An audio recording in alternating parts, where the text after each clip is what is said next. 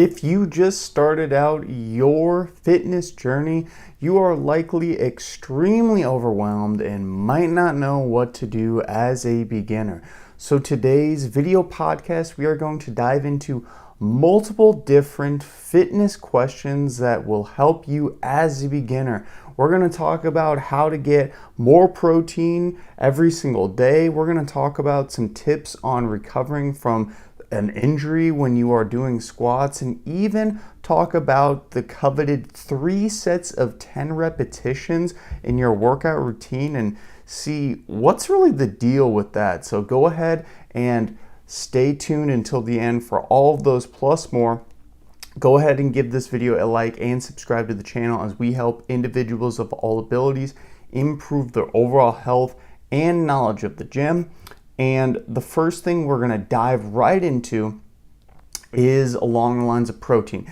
Now, protein is something that we know is incredibly important in optimizing your overall muscle recovery, okay? So one of the things people often ask me about is, how can I get more protein every single day? So we're going to dive into specifically getting 100 plus grams of protein a day. Just because 100 is a nice round number. But of course, ideally, as you'll see, most people are probably going to want to try to be getting a little bit more than that. So for starters, a lot of people struggle with getting protein for one reason, and that is the RDA, or the recommended daily allowance, is 0.8 grams per kilogram of body weight when it comes to your protein intake. So if you're 165 pounds or 75 kilograms, this is going to come out to about 60 grams of protein every single day. Now, the thing about this is that as an exercise physiologist, I personally think that this is way too low of a protein goal for people to hit, okay? So what I try to get people steered towards is to try to do 0.82 grams per pound of body weight. Now, this is more kind of diving into the sports science aspect of recovering your muscle and improving performance. But for most individuals, you do want to have proper muscle mass, even if you aren't trying to be a high-level athlete. So that 0.8 grams per kilogram, it's just so low, and we could benefit so much more by trying to get a little bit more shooting maybe towards that 0.82 grams of protein per pound of body weight. Or what I usually recommend is 1 gram of protein per pound of body weight. Simply because this is really easy to remember. It translates very nicely. So if you are 150 pounds, for example, you're going to try to eat roughly 150 grams of protein a day. Again, there's no magic cutoff, and some people can get away with a little bit less. Some people can get away with a little bit more. It's just something easy to remember, just to try to get around that number. And if you find that that is very hard for you to get, well, we're going to go over a few ways to actually make that a little bit easier. So the first thing you can do when trying to get more protein per day is to just look at ultimately how many snacks and how many meals you are consuming every single day. Because this is going to dictate ultimately how much protein per snack and meal that you need to be consuming to get to your overall protein goal. So once you decide, maybe you're going to do 3 meals and 1 snack, that might be a common thing. So that's 4 different kind of feeding times or feeding allotments during the day. So then you would divide the meals by the grams of protein. So in this case, with the 3 meals and the 1 snack, you would do 100 grams of protein divided by those 4 feeding allotments. Essentially being, you're going to eat 25 grams of protein per eating period. So, okay, eating 100 grams of protein every single day sounds a little less daunting, only 25 grams per eating period. So then at that point, you just need to find some high protein foods that you ultimately really enjoy eating. So a few examples that I have here Chicken breast, 3 to 4 ounces is roughly 20 to 25 grams. Cottage cheese, one of my favorites, half a cup. About 12 grams of protein in that bad boy, so you could have 2 cups. 2 cups, that's actually a lot of protein. 1 cup or 2 servings will get you 24 grams of protein. Boom. Greek yogurt, 1 cup, 20 grams of protein. Protein powder, of course, you don't need protein powder. There's nothing magical about it, but protein powder is an excellent source of protein that can get you nearly 25 grams of protein in just 1 scoop. If you're somebody who likes eggs and you're thinking, okay, I'm gonna get some eggs because those are really, really high in protein.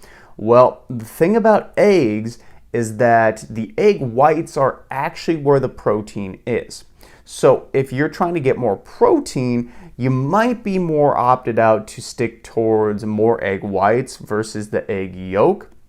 The egg yolk still has some good nutrients in it, but at the end of the day, what I like to do is maybe do 1 yolk to 3 egg whites. Some people might say that's a waste, but I try to just get a little bit more of the protein aspect out of it. Still get some of those good fat-soluble vitamins out of that egg yolk while getting and boosting more of my overall protein intake.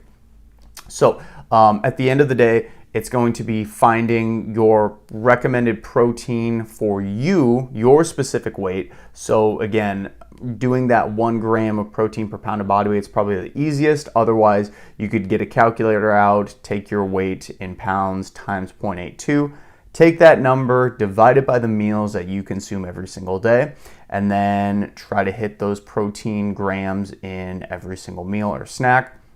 If you can't get quite a bunch in one, you can carry over a little bit more into the other one. At the end of the day, as long as you're getting that protein in a whole, it's not really going to matter, if, I only ate 10 grams in this one sitting and I had 40 grams in another. Don't overcomplicate it. The amount of overall protein at the end of the day is going to make the biggest difference on your overall fitness recovery and health. So go ahead and give that section a like if you did get some good value from that. When it comes to working out, a lot of times people will also, on top of dealing with nutrition, they might come across some injuries. And in specific today, I wanted to look at a groin injury. So maybe you're doing some squats and you're feeling really good about it, and then the next day you just feel like something isn't right in your inner thigh or groin area. So what exactly happened in this situation?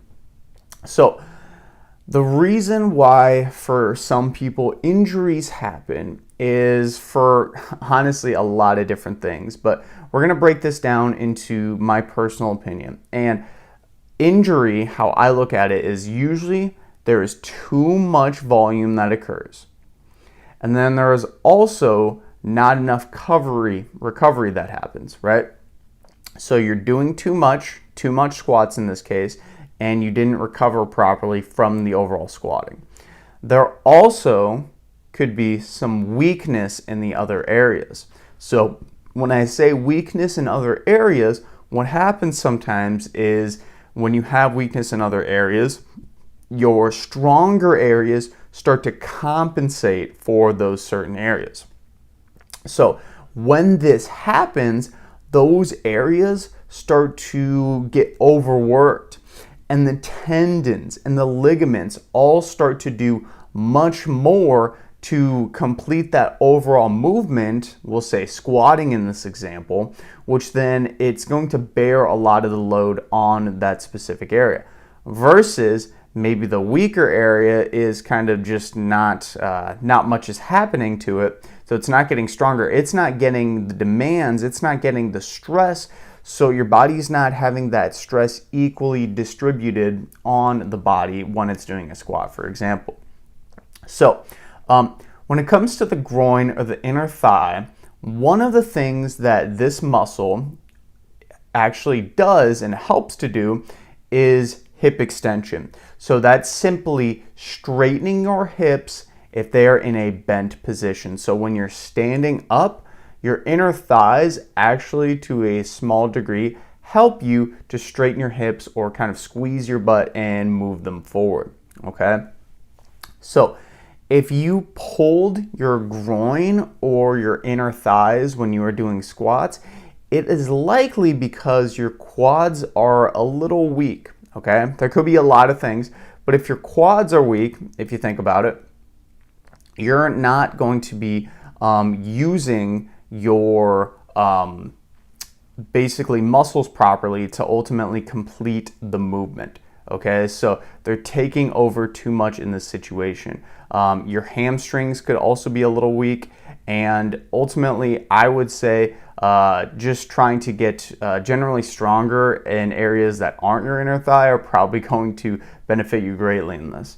So they're taking over too much in place of the groin. In areas like your quads and your other aspects, your glutes and even your hamstrings. So you might think that, oh, I just need to stretch out my inner thighs a lot, my groin. But what's really happening is there's just weakness in other areas. So your inner thigh and groins are compensating. Thus, you might be overdoing it and potentially pulling your inner groin in this situation. Another reason you might get injured and pull your groin during squats is that the exercise was novel. Okay, so when you are doing a squat, normally you have your feet about hip width apart. So in this case, when we're talking about pulling your groin during a squat, your feet placement might have just been a little more wider than normal. And the wider your feet placement are in a squat, the more you are going to work your inner thigh. So if you were not used to doing this specific movement when it came to your workout routine, you might have been doing this novel exercise, the wide stance squats, for a lot of repetitions, a lot of volume, and simply put, your body was not adapted to this exercise at all. And when you're not adapted and used to this exercise at all, you could easily overdo it by just shooting up the volume, shooting up the intensity way too much too soon. The way I want you to maybe think about this is that when you are first learning to back squat, you would not just max out on your back squat on the first day if you are starting a workout routine. Just like how if you were trying to do maybe some wide stance squats in this position, you would not or should not max out or do a bunch of really heavy repetitions and volume on that first day either, because your body's not used to it. It's not able to adapt quite yet. So if you are somebody who did pull your inner thigh or your groin during your squats, I would recommend lowering the weight on the squat, practicing good technique, improving your quad strength to help assist with the movement, maybe improve the flexibility of the groin or your hip adductors a tiny bit, but just generally getting all the muscles stronger around your hip adductors or your groin will help to take off some of the pressure that the groin is getting and potentially the reason why it actually got tweaked to begin with. So go ahead and give that section a like if that gave you some good added value. And something else that happens in workouts all the time is I'll make somebody a program and they'll take note and say, gee, I noticed that a lot of the exercises, it says 3 sets of 10 repetitions. So what's the deal with that? Is there something like magical about this? Is 3 sets of repetition the only way you can build muscle and strength? What's going on here? So let's talk about the deal with doing 3 sets of 10 repetitions specifically. So before we dive into that, let's talk about how many sets it takes to build overall muscle mass. So when it comes to getting kind of the first addition of muscle, 10 sets of a muscle group per week is the minimum that you need to ultimately improve your strength. So 10 is the minimum.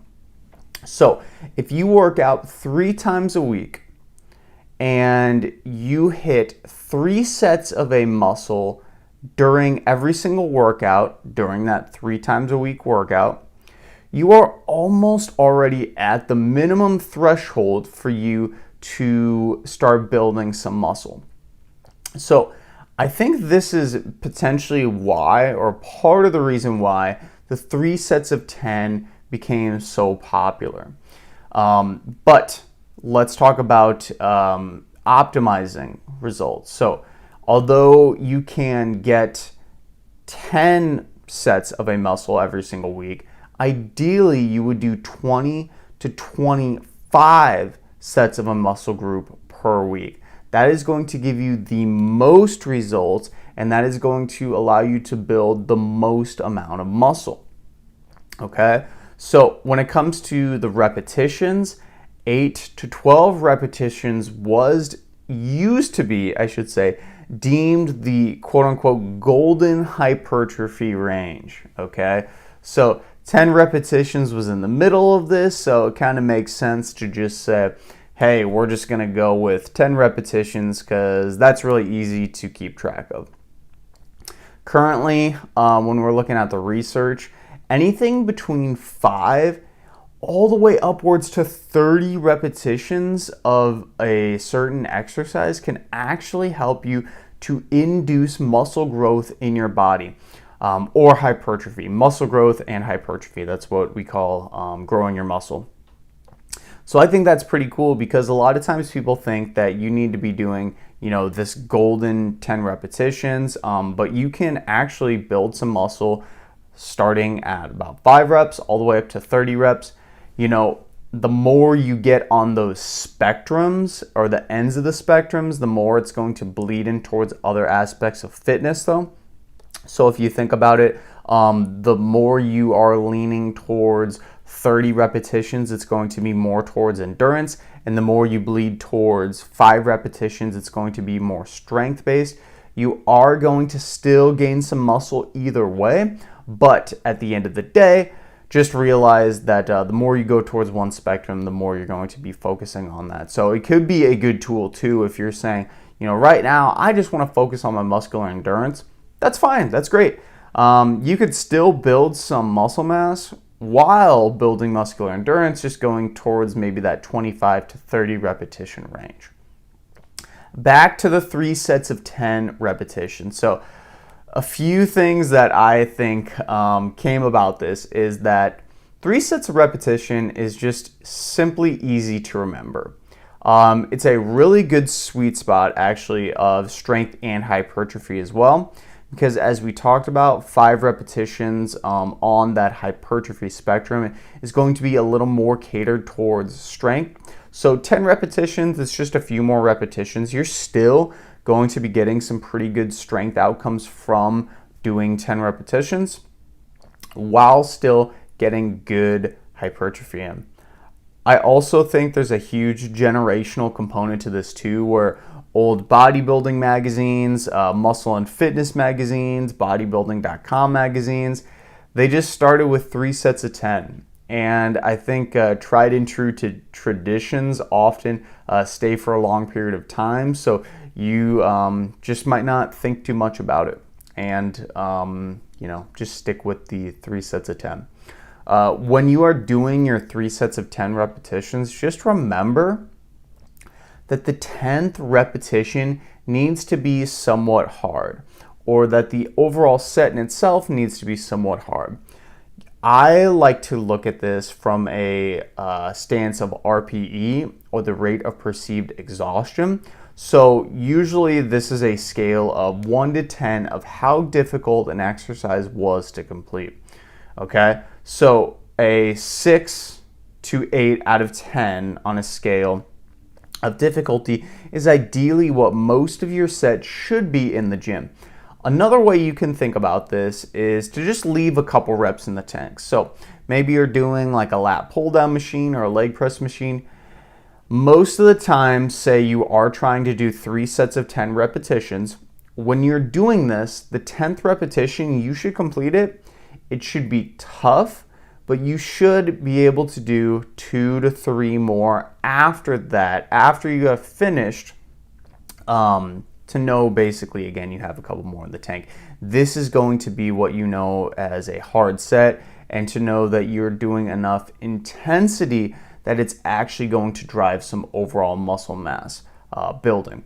So at the end of the day, 3 sets of 10 repetitions, nothing magical about it. It's just easy to remember, and it can get you up to that minimum threshold of building muscle based off of sets per week pretty quickly if you are working out 3 times a week and only hitting each muscle once per workout. So when you're doing this in your workout routine, just realize you can switch this up a bunch. You could do 3 sets of 8 repetitions. You could do 3 sets of 20 repetitions. It doesn't particularly matter at the end of the day. Just realize the more higher your repetitions are, the more you're going to be focusing on endurance as well. And the lower your repetitions, it's going to be on strength. Go ahead and give that section a like if you got some good value from it.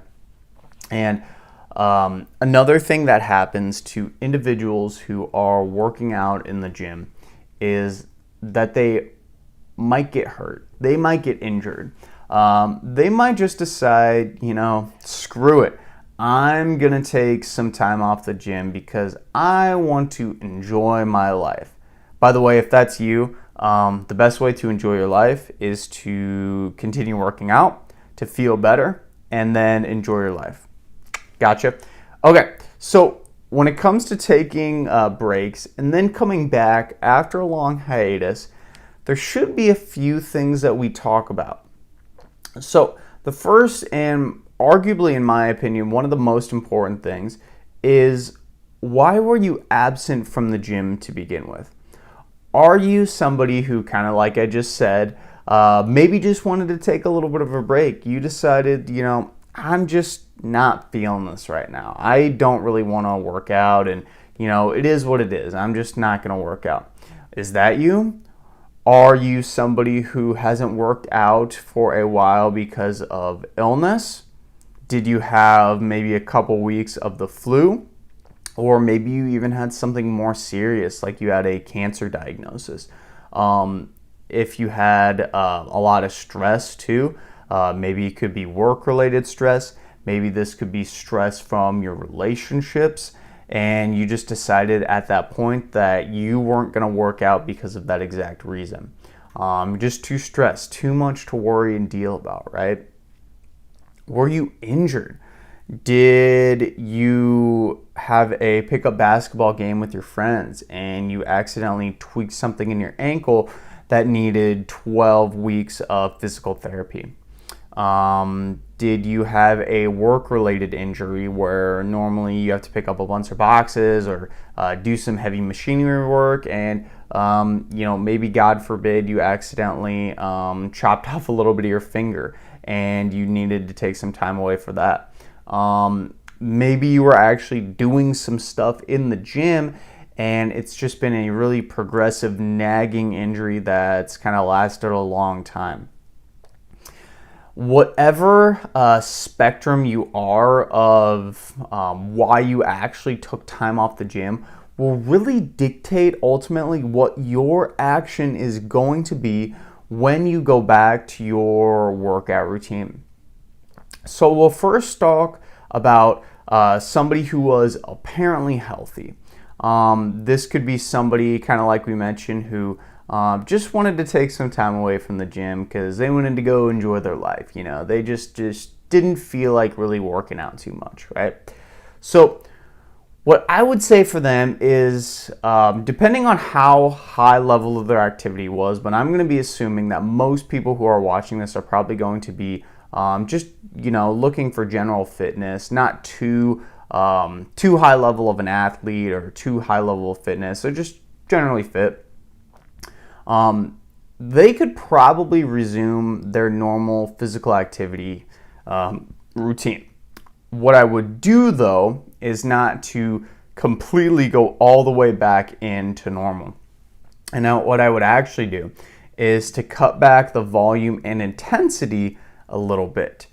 And then at the same time, you could also double down on kind of lower impact forms of cardiovascular activity. So for an example, kind of what I queued up here is, let's say somebody normally does a 10-minute jog, and then they do 30 minutes of a weight training session after that. It doesn't particularly matter what kind of weight training session, but maybe, they're just doing a circuit, right? A weight training circuit. And then they do 10 minutes of stretching, okay? So how I might kind of work through this a little bit and make it a little bit easier is to still do a warm-up, but instead of jogging, maybe we're just gonna walk for 10 minutes. A little more lower impact, right? We're trying to get our joints used to working out again. And then instead of 30 minutes weights, maybe for the first couple weeks, you just do 15 minutes of the weight session. You cut back the overall volume that you normally did. And then afterwards, 20 minutes of stretching versus 10 minutes of stretching, get a little more stretching in, just because it's, again, really lower impact. It's not going to ultimately do as much on your body in a sense of beating yourself up so you need recovery, and it's still keeping you in the gym. So you won't feel like, oh, I'm starting out in the gym but I'm doing absolutely nothing. You're still getting your good time in the gym. Just focusing on easing ourselves back into that workout routine that we used to do, right? And then after a couple weeks, I would kind of reassess where you are as an individual. If you feel like you are totally okay and can ultimately just go back to your normal routine, go for it. By all means, jump right back in. 2 weeks might be enough for most people to say, hey, I've completely rehashed all of my fitness that I did before. But after that 2 weeks, if you're still thinking, man, I'm nowhere near where I was when I started this hiatus, started this layoff, it's probably a good idea to do the same routine that you just did for another week, or you can slightly increase it. So from the example that we gave, the 10-minute walk, 15 minutes of weights, 20 minutes of stretching, maybe you're gonna go for a 20-minute walk now, do 20 to 25 minutes of weights, and then stick to that 20 minutes of stretching still. At the end of the day, you just want to slowly move back into physical activity. And you don't want to do too much too soon, because that can lead to some overuse injuries, that can lead to mental burnout, and ultimately back to another hiatus from the gym. So if you are somebody who hasn't been to the gym for a long time because of injury or illness, I would first, of course, consult with your doctor. Talk to him and make sure that everything's clear with your health. That's going to be one of the most important things. If you are cleared by your doctor to resume physical activity after your illness or injury, you really want to start with very, very low impact and low intensity options, because your baseline of where you are starting out from your overall fitness capacity is much lower than you were before. And you're actually much lower than your healthier baseline if you didn't work out. So in other words, normally when you work out, you get fitter. And say you stop working out, you're gonna lose those gains, but you're still gonna be decently healthy for most individuals. But if you become injured after not working out, you're going to be going below that baseline of being quote unquote somewhat healthy from not working out, if that makes sense. Go ahead and drop a comment down below if you need me to explain that a little more. It's kind of tough to explain, but hopefully I gave it my best shot. So when thinking about lower impact options, you can do some walking, you can do a stationary bike, low weights, very low weight resistance training, or maybe even some swimming. All of these are really good options to kind of get you back up to baseline, back up to par of what you used to be able to do in your workout routine. And still give you an opportunity to move your body in a meaningful way without the worry that you are going to hurt yourself, injure yourself a little more, and lead to more problems down the road. I also really like to use RPE, or the rate of perceived exhaustion, as my guide for individuals who are just coming back from an illness or injury. So rate of perceived exhaustion, it is essentially a scale of 1 to 10 of how hard you need to work out. So when it comes to a person coming back from this type of issue, I usually like to have them do a 4 to 6 RPE, or a 4 to 6 out of 10 difficulties. So this is pretty easy. You shouldn't be getting terribly out of breath. You shouldn't be feeling like you are killing yourself in your workouts. It should feel like maybe you're getting a very light sweat at most, very light out of breath at most. But for the most part, it should be fairly easy for you. After a couple weeks of kind of going with the flow of this, getting back into your very low impact and low intensity workout routine, you can feel free to add a little more volume, maybe 5 to 10 extra minutes of walking or doing the stationary bike, for example. You're just trying to build up over time. If you're feeling okay. And for some people, you might not be feeling totally okay for more than a couple weeks, and that's totally okay. That's totally okay. Don't beat yourself up over what you used to be able to do, because right now you're trying to just rehab and get yourself back up to par in your workout routine. Don't focus on getting back in your whole routine as well, because what I see a lot of times, people will not focus on their current function and where they are currently at as an individual. They will get so hyper focused on how they used to work out and how they used to be able to move, and they will start paralyzing themselves in their workout routine because they just don't feel like they'll ever get back to where they used to be, when in all reality, it doesn't matter. You might not be able to get back where you used to be. You can probably get pretty darn close, but if you are somebody who had a really serious injury or illness, you might always be kind of babying it to some degree. Another good recommendation too is to consult with your doctor throughout your overall journey of getting back into the gym. Frequent checkups, blood pressure work, blood work just in general, depending on what you are going through and how severe it is a very good idea. Go ahead and drop this video a like if that section gave you some good value and you feel more confident in getting back into your workout routine. If it's been a while, and if it's been a while, welcome back. You have been missed. So when it comes to people working out in the gym as well, sometimes people will start working out and they notice so much progress right away. They feel like they can literally do anything in the gym and their strength is just going to skyrocket through the moon. But what quickly happens is they start getting weaker and they notice that they can't get anything out of their workout.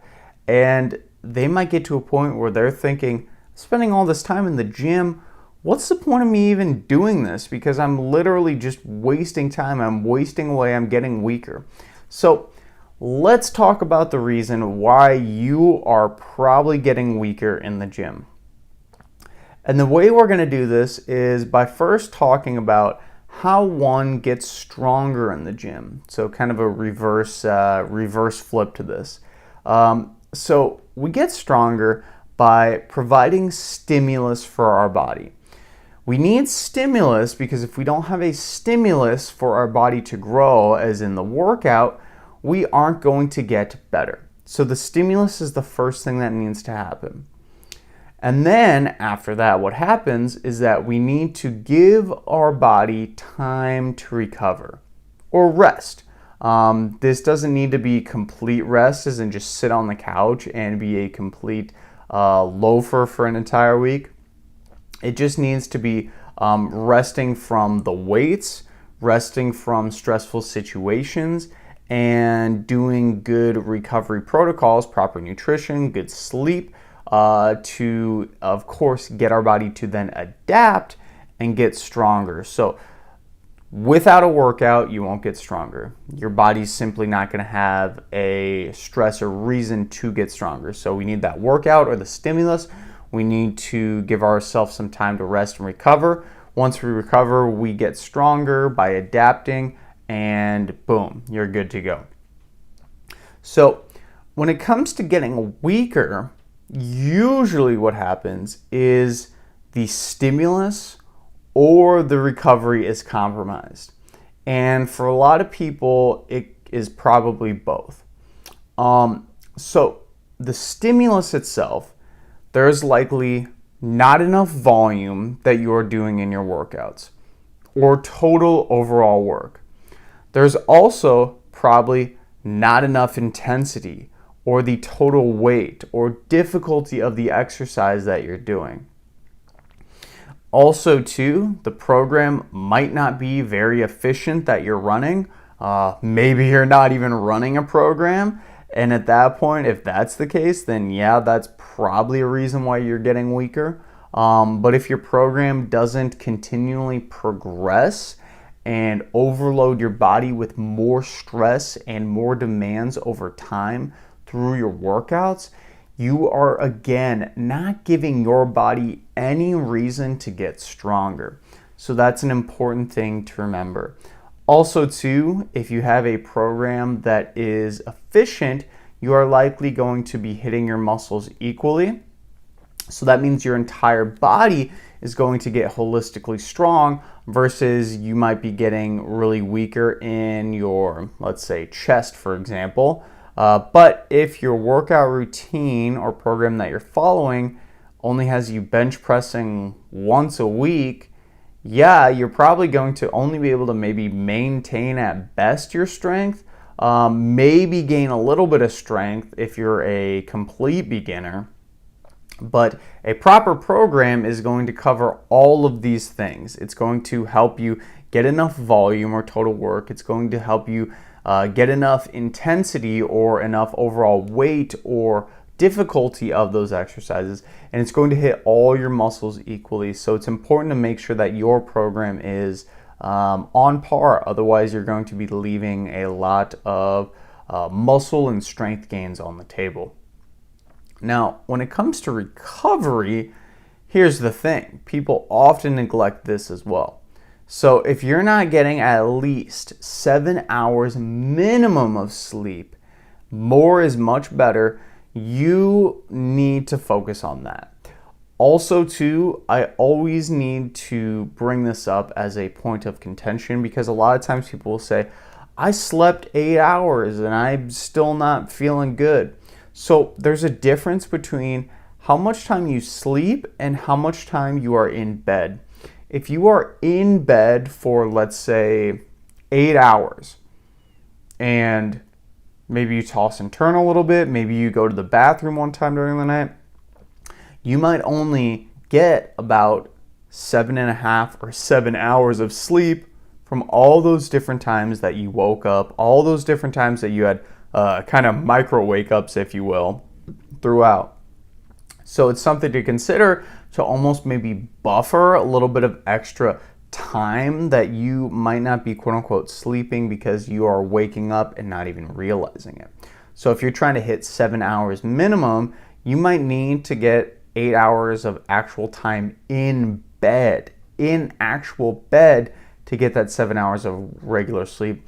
Most of the days you should wake up feeling refreshed. If not, you might need to consider getting a sleep study. You might need to consider looking into sleep apnea as a thing, or there might be some other lifestyle things, caffeine too late in the day, exercising too late in the day, managing stress. All these things can ultimately ruin your sleep. But we have an entire podcast on getting better sleep. You can just find those in my channel under the Become All Strong section.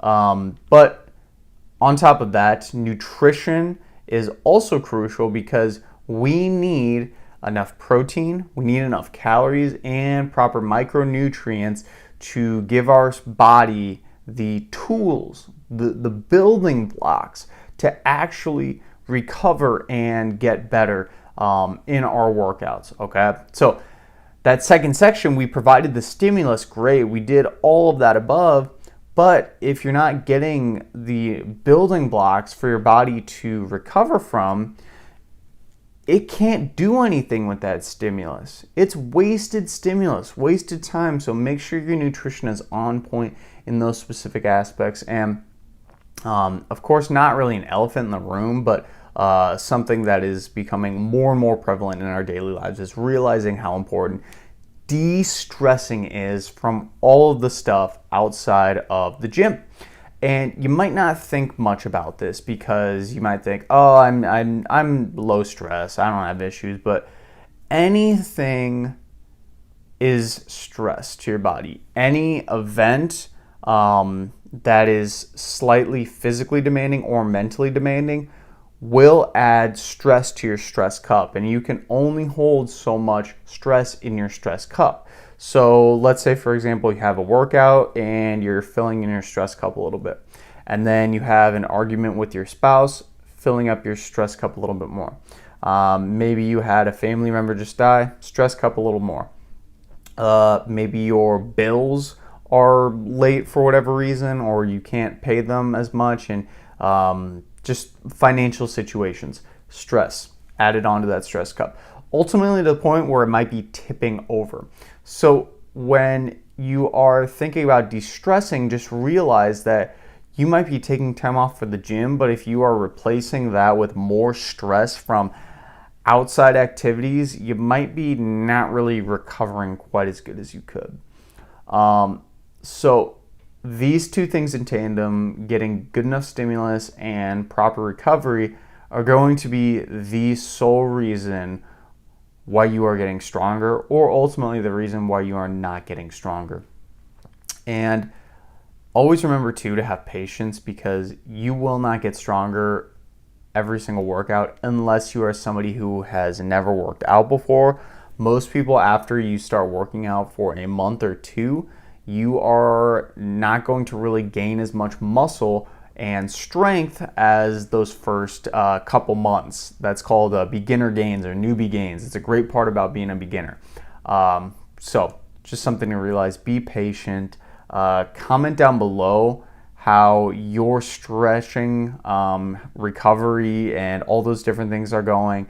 And comment down below how your workout plan is going. I'd love to hear it. And let me know if you're getting stronger too. So on top of that, something that is kind of thrown around the gym and people often are curious about is this idea of the mind-muscle connection. And if that sounds like something that's very like mystical and something above, from another planet, mind-muscle connection, like, is this thing a joke? What's the deal with this? So mind-muscle connection originally came from the bodybuilding realm. And the idea of this mind-muscle connection is that it helps you build more muscle. And an example of using the mind-muscle connection, we can kind of use a bicep curl. So bicep curl, it's doing this exercise, this one, right, where you have curls. It's probably one of the most popular exercises in the gym that you'll see. And the idea is that if I'm doing a bicep curl and I'm looking directly at the muscle while doing it, and I feel the muscle, I concentrate on the muscle, I focus on everything about the muscle contracting, that this is actually going to help me to build more muscle. And in all reality, this actually does help you to recruit more motor units, which over time can build more muscle and strength. This is something that's actually been studied. So literally just looking at the muscle and saying, grow, you're thinking about it growing. You are putting more emphasis and overall energy into looking at the muscle and having it contract. doing this can actually improve your strength of muscle, which I think is really cool.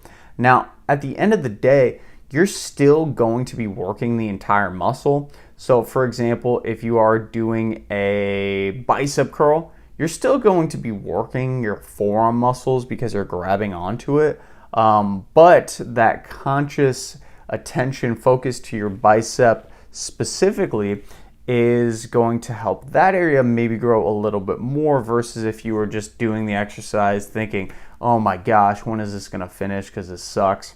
Totally different story. So a way you can do this with all of your different movements is to first decide what you want out of the movement. If you are doing squats because you want to build your quads a little more, that's great. If you're doing squats because you want to build your glutes a little more, that's great. Maybe you're doing bench press because you want to improve your strength, that's great. What you should do in all of these situations is to practice being more mindful during those specific sections of your workout. So if you're doing the squats, for example, and you're trying to build more leg strength through your glutes, you need to focus on your glutes contracting when you are standing up with the squat. So you go down, and when you stand up, think about your glutes squeezing. Think about that muscle contracting. Think about it growing. And the more you do this, the more you'll notice that that muscle is engaging more, and you probably feel it more. You might feel more of a burn. Of course, your quads are still going to be working, otherwise you wouldn't be able to do the squat, but there's going to be a little more activation neurally through those glutes, which I think is pretty cool.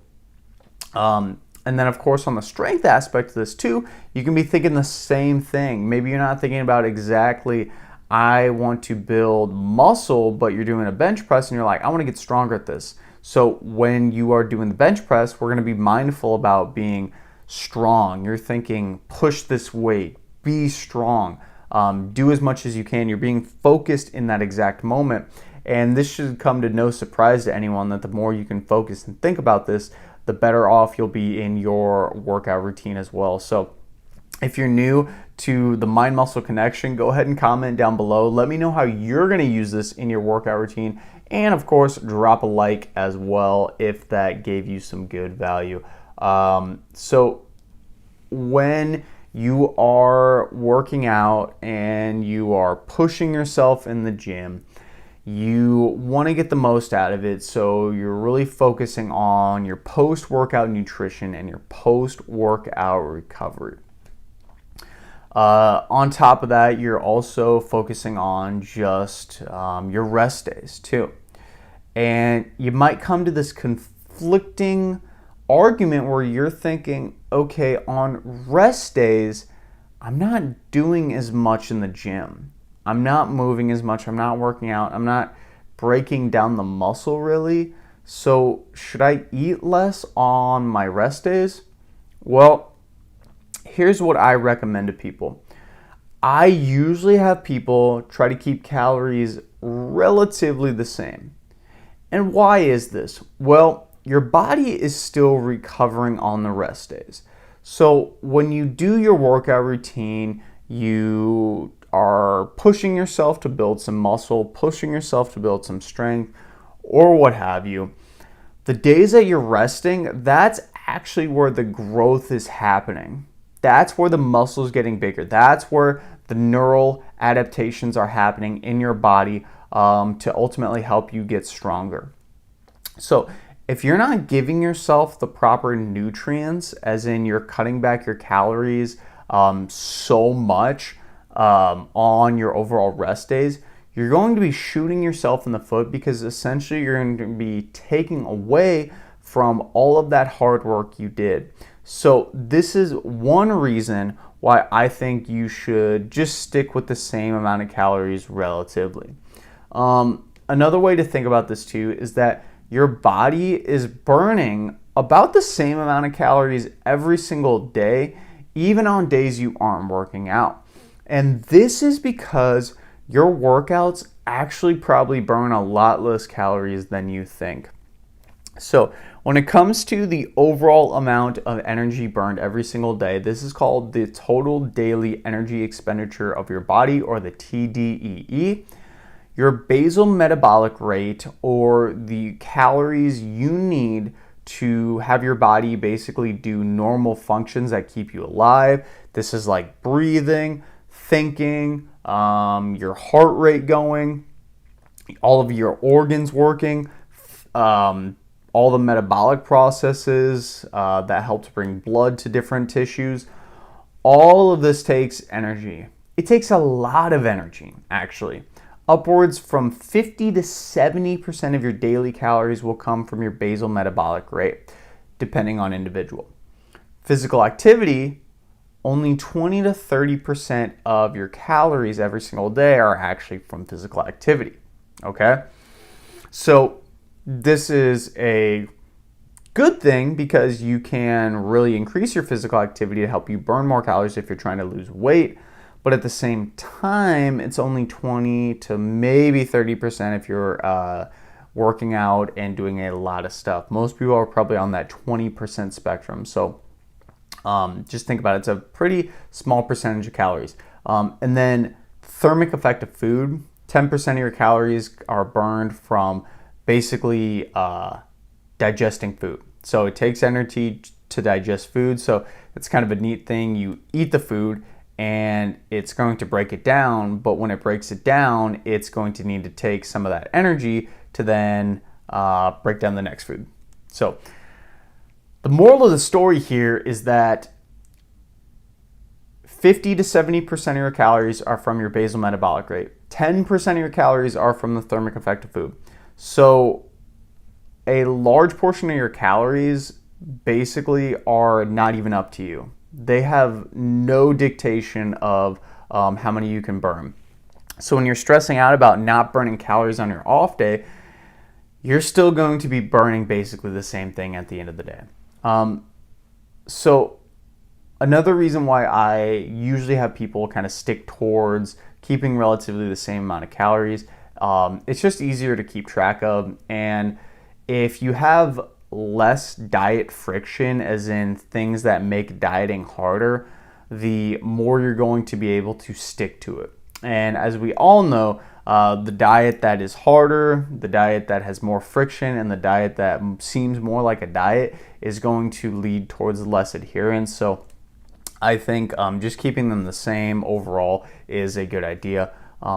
Also, too, this isn't for everyone, but I've had some challenges with compulsive eating and just some disordered eating habits through my life. And kind of one of the things that I used to get into is this idea that if I had more workouts or harder workouts, I'd be able to eat more. And this isn't an inherently bad thing to consider, because for a lot of people, yeah, they do want to work out because you can eat a little more. I don't think there's anything wrong with that. But if it comes to the point where you are punishing yourself and not eating enough because you didn't work out hard or didn't do your normal workout, that can be where it could be a double-edged sword and can get a little compulsive on individuals. And then, of course, too, one thing you can do is to potentially change your macronutrients up if you do want to maybe make it a little different on your rest days. Since you aren't going to be using as much carbs for fuel or energy during your workouts, you can potentially eat a little bit lower carb and higher protein. But I wouldn't overdo this, because you still need to be eating enough carbs on your rest day to allow you to ultimately recover and help you with your subsequent workouts on the subsequent days. So even if you are resting on one day, just realize the rest day is important for your workout tomorrow, the workout the next day, and the workouts literally for the rest of your life. So just some things to consider. Go ahead and drop that section a like if you did get some good value from it. And of course, always remember to subscribe to the channel, as well as we help individuals of all abilities improve their overall health and knowledge of the gym. And once you're done doing that, I'm going to link another video right here where we address a few more beginner fitness Q&A questions. So go check that out. I think you would enjoy it as well, helping out beginners if you're just starting out in the gym. So right there, Go check it out. And of course, I'll also link this in the pinned comment, but we'll see you next time.